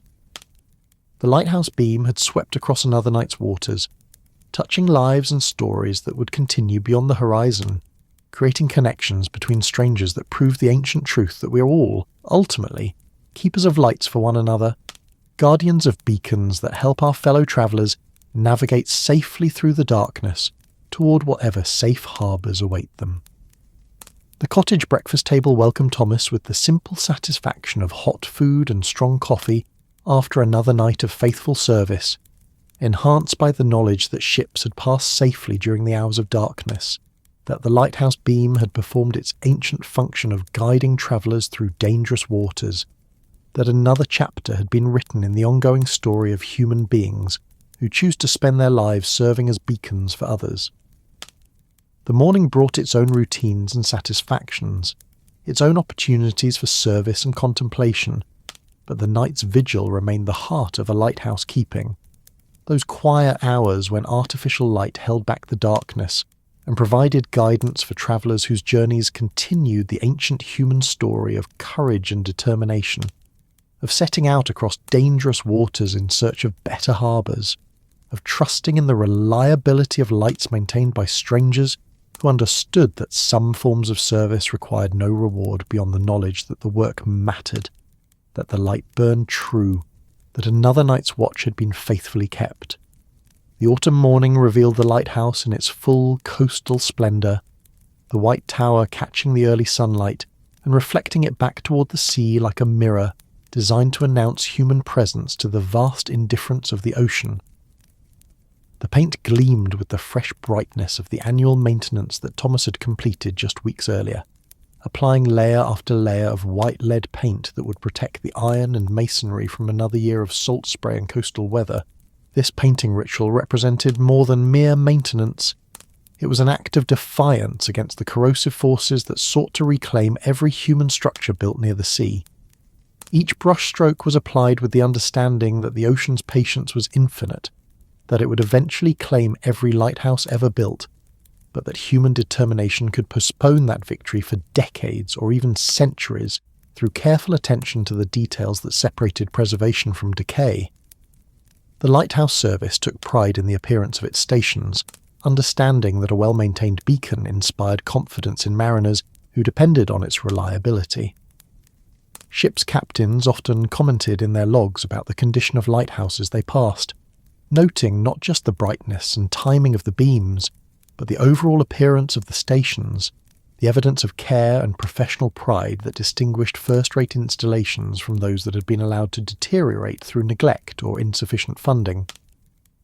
Thomas took personal satisfaction in maintaining Beacon's Rest as a model station, one that reflected credit on the lighthouse service and honoured the memory of the keepers who had served before him. The station's logbooks contained entries dating back to its establishment in 1865, creating a continuous record of weather observations, ship sightings, and maintenance activities that documented nearly half a century of faithful service to the maritime community. These logbooks told stories that went beyond mere data recording. They captured the personalities of different keepers, their individual approaches to the challenges of coastal service, their responses to storms and emergencies that tested both equipment and human resolve. Thomas had spent many winter evenings reading through these historical entries, learning from the experience of his predecessors, while adding his own chapter to the station's continuing story. The October morning air carried scents that spoke of seasonal transition, the salt tang of autumn seas that seemed sharper and cleaner than summer's heavier atmosphere, the wood smoke from cottage chimneys in the coastal villages where families were beginning to prepare for winter's approach, the crisp freshness of air masses that had travelled across thousands of miles of open ocean before reaching this particular intersection of land and sea. These seasonal changes affected lighthouse keeping in subtle but important ways. Autumn storms arrived with greater frequency and intensity than summer weather disturbances, requiring extra attention to equipment security and emergency preparations. Winter's shorter days meant longer periods of beacon operation, increased oil consumption, and extended night watches that tested keepers' endurance and psychological resilience. Yet Thomas had learned to find beauty and meaning in these seasonal challenges, understanding them as part of the natural rhythm that made lighthouses keep a vocation rather than merely a job. The work required adaptation to forces beyond human control, acceptance of conditions that couldn't be changed, and the kind of patient persistence that found satisfaction in duty, performed faithfully regardless of external circumstances. The morning maintenance routine began with inspection of the lighthouse's exterior systems, the drainage channels that carried rainwater away from the foundation, the ventilation ports that allowed air circulation within the tower, the lightning rod system that protected the structure during electrical storms.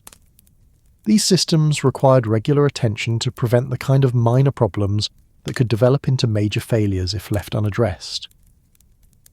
Thomas climbed the external ladder that provided access to the lighthouse gallery, checking each rung for signs of corrosion or loosening that could make the climb dangerous during emergency situations.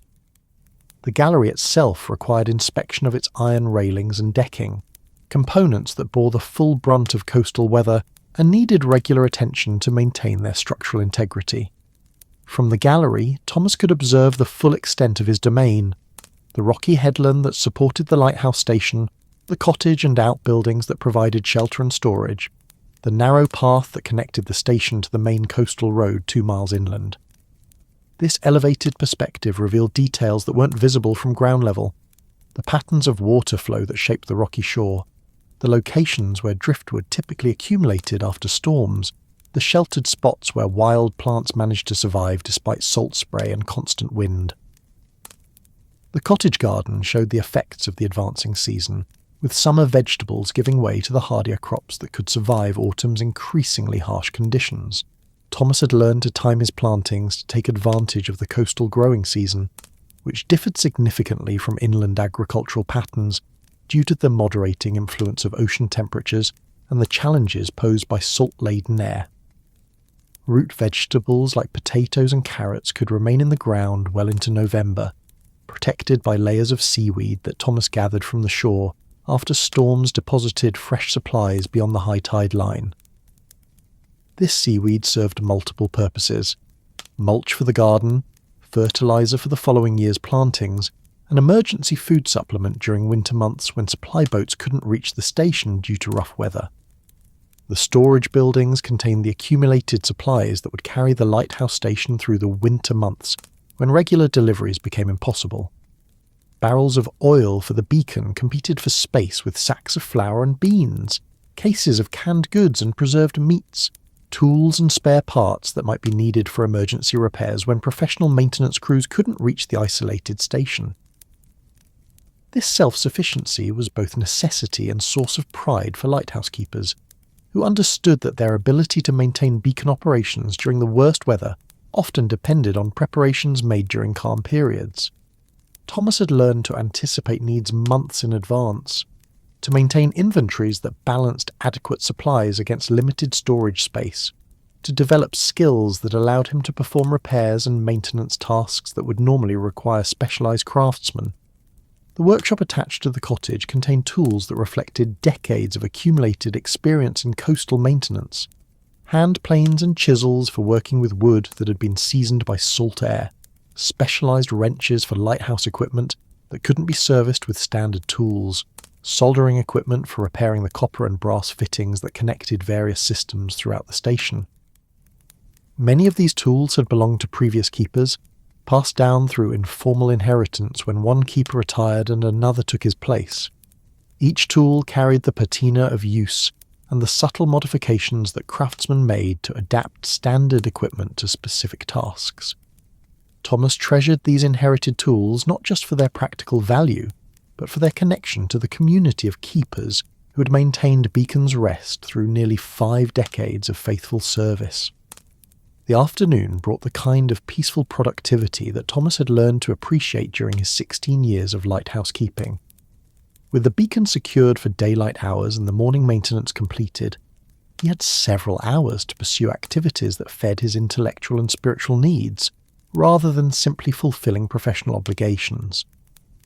Reading occupied much of this time, though Thomas's library reflected the unique requirements of isolated coastal living. Technical manuals shared shelf space with poetry collections, navigation guides, neighbouring philosophical treatises, weather references sat alongside novels that transported readers to distant times and places. This eclectic collection reflected both practical necessity and personal curiosity, the need for specialised knowledge combined with the hunger for broader understanding that solitude often encouraged. Thomas particularly valued books written by others who had found meaning in isolation and proximity to natural forces. The journals of Arctic explorers provided insights into the psychology of extended solitude, while the observations of naturalists offered models for the kind of careful attention to environmental details that lighthouse keeping required. These authors understood that isolation could be a teacher rather than a punishment, that silence could reveal truths that remained hidden in the noise and distraction of conventional social life. The cottage writing desk supported Thomas's own attempts to document the insights and observations that emerged from his unique position at the boundary between civilization and wilderness. His personal journal grew steadily, filled with entries that went beyond the official weather reports and ship sightings that lighthouse service regulations required. These personal writings captured experiences that had no place in official records, but that represented the deeper meaning of lighthouse keeping, the way extended solitude heightened awareness of subtleties that escaped notice in busier environments, the spiritual satisfaction that came from performing essential work without expectation of recognition or reward, the sense of connection to something larger than individual existence that emerged from maintaining watch during the hours when most of the world slept. The journal also recorded Thomas's observations about the natural world that surrounded the lighthouse station. Seasonal changes in bird migration patterns, variations in fish populations that affected the success of local fishing fleets, weather patterns that seemed to follow cycles longer than annual seasons, but shorter than the climate variations that scientists were beginning to study systematically. These observations contributed to Thomas's growing understanding of the coastal environment as a complex system, where every element influenced every other element in ways that weren't immediately obvious, but that became apparent through years of patient attention. The lighthouse station occupied a unique position in this system, human-built but dependent on natural forces, serving human needs but subject to natural limitations, representing human determination to impose order on chaos while remaining vulnerable to the very forces it sought to influence. The afternoon mail delivery brought correspondence that connected Thomas to the wider world of lighthouse keeping and maritime service. Letters from fellow keepers shared news and observations from other stations, creating a network of communication that spanned the entire coastline and provided support during the isolation that was both challenge and blessing of lighthouse work. Today's mail included a letter from Margaret Henley, who operated a lighthouse station with her husband on a small island off the coast of Nova Scotia. Margaret wrote about the challenges of maintaining beacon operations during the fierce storms that characterized the North Atlantic's autumn and winter seasons, when waves could reach heights that threatened even the sturdiest lighthouse structures, and winds could reach velocities that made routine maintenance impossible. Her letter also described the compensations that came with such challenging duty. The spectacular displays of northern lights that painted winter skies in colours for which ordinary language had no adequate names.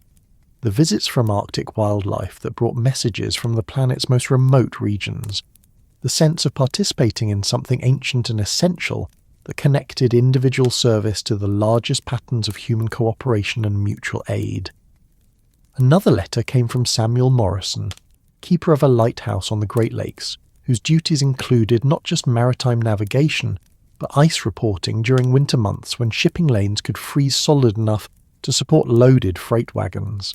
Samuel's challenges were different from those faced by coastal keepers: lake storms that could develop with terrifying speed, ice formations that changed navigation channels from season to season, shipping seasons that compressed entire years of commerce into the months between spring thaw and autumn freeze-up. These letters reminded Thomas that lighthouse keeping was a profession that adapted to local conditions while maintaining universal principles. The commitment to reliability that connected individual stations to the network of navigation aids that made maritime commerce possible. The dedication to service that placed duty to strangers above personal comfort or convenience.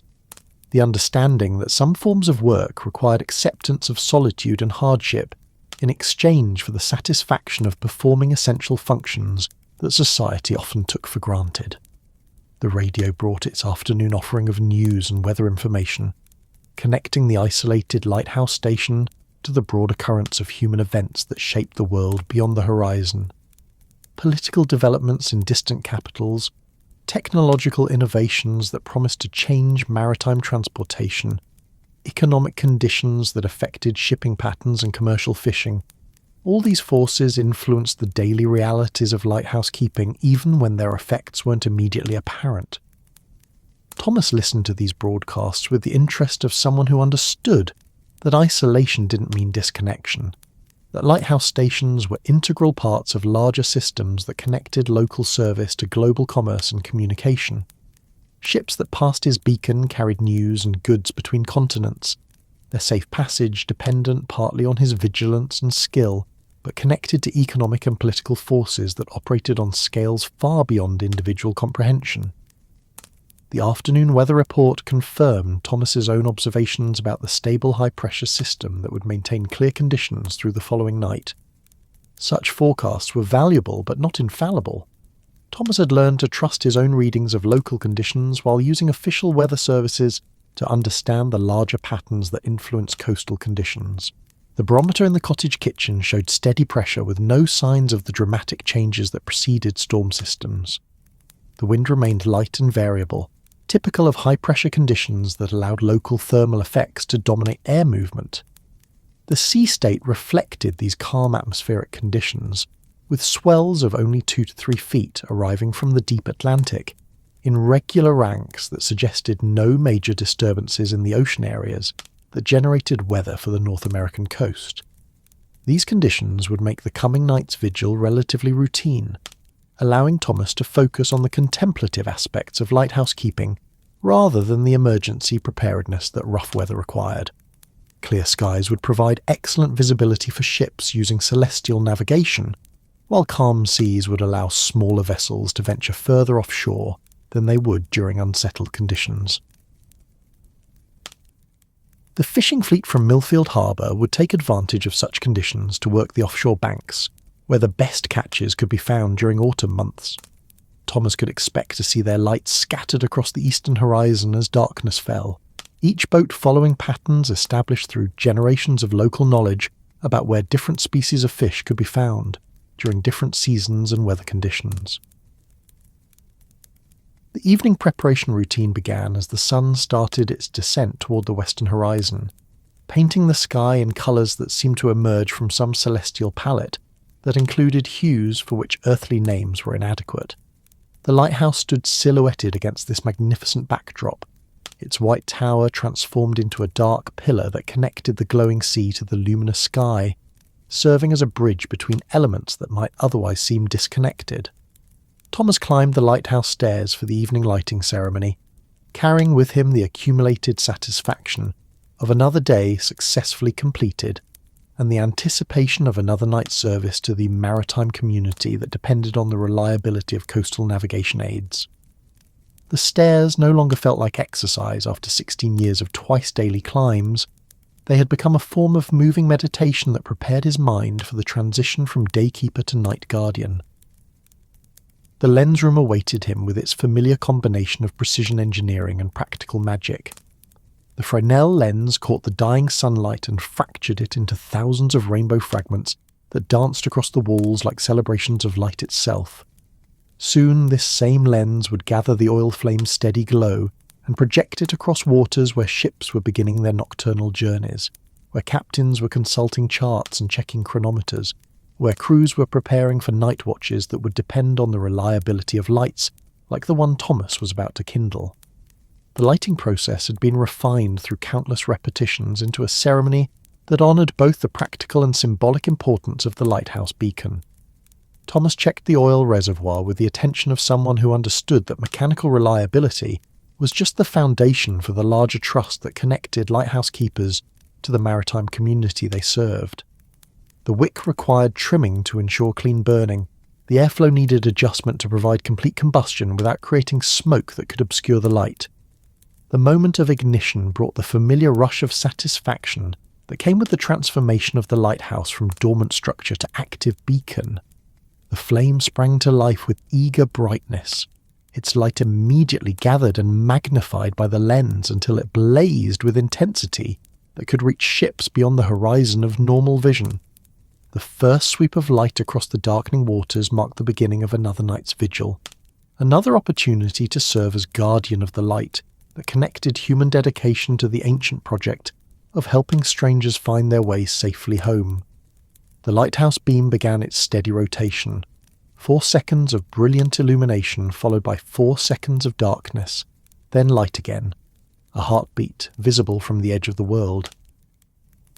This rhythm had remained constant since the lighthouse first entered service, creating a signature that mariners could recognise from great distances and use to confirm their positions as they navigated the complex geography of the coastal waters. The view from the lens room encompassed the full drama of the meeting between day and night, between the known geography of the coastline and the mysterious expanses of the deep ocean. Ships appeared as distant points of light that moved slowly across the star field of the sea, each one carrying its own community of souls, its own cargo of dreams and necessities, its own story written in the ancient language of departure and destination. Thomas settled into the rhythm of night observation that had shaped his existence for 16 years, feeling the familiar sense of purpose that came with the knowledge that his solitary vigil mattered, that ships and sailors depended on the reliability of his light, that he was part of a tradition of service that connected individual dedication to the larger human story of courage and mutual aid that made civilization possible even in the most challenging environments. The night deepened around the faithful lighthouse, its beams sweeping steadily across waters that held the accumulated dreams and fears of everyone who had ever ventured onto the ocean, seeking passage to places where life might offer better possibilities. Each pulse of light reached across the darkness to touch these stories, to provide momentary illumination for journeys that would otherwise be conducted in blindness and uncertainty. The lighthouse stood as humanity's stubborn refusal to accept that darkness and chaos were the natural state of things, its beam representing the ancient human determination to create islands of reliability and care in a world where such things could never be taken for granted. Thomas felt honoured to serve as guardian of this symbol, as keeper of light that served both practical and spiritual functions in connecting isolated individuals to the larger community of souls who shared the planet's vast waterways.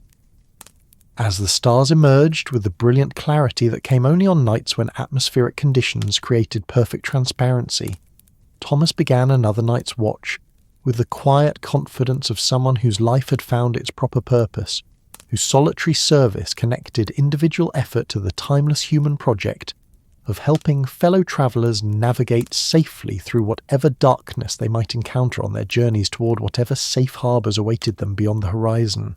The lighthouse beam continued its faithful sweep across waters that reflected its light like scattered diamonds, carrying with it the hopes and dreams of everyone who had ever looked to such lights for guidance and comfort, reaching beyond the visible horizon to touch lives and stories that Thomas would never know completely, but that his vigilant service helped bring to successful conclusions, creating connections between strangers that proved the ancient truth that we are all, in the end, keepers of lights for one another. That's tonight's story, gently coming to an end. Are you resting beneath the misty cliffs of Scotland? the starlit skies of Patagonia, the jasmine-scented air of Jaipur, or the snowy hush of Quebec. If this tale eased your mind, like the episode, and subscribe to join us for more nights like this. Let the stillness embrace you. Let your thoughts float free, sleep sweetly now, wherever you are in this wide and wondrous night.